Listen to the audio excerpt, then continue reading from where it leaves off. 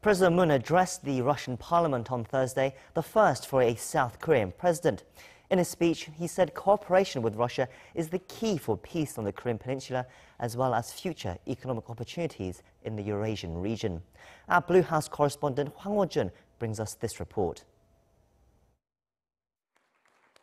When it comes to establishing peace and seeking mutual prosperity, South Korean President Moon Jae-in stressed how imperative Russia's role is in the region.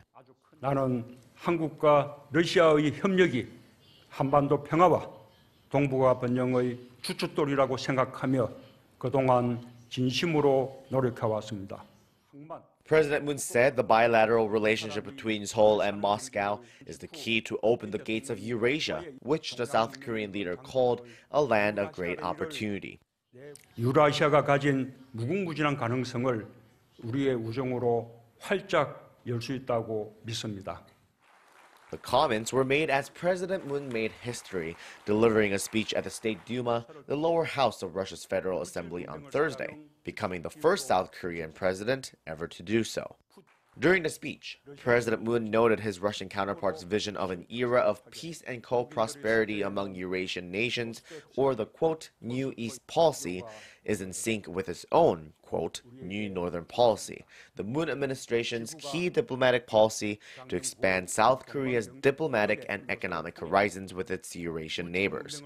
According to President Moon, such efforts would see the two countries developing new growth engines, while Seoul keeps its promise to develop Russia's Far East.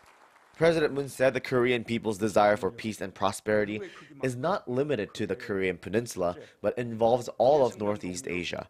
And with that, President Moon introduced his vision for a trilateral partnership between Seoul, Pyongyang, and Moscow.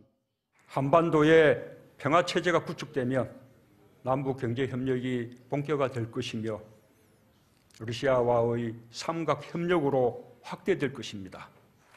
President Moon identified railroads, natural gas, and electricity networks as the most promising sectors for cooperation among the three countries.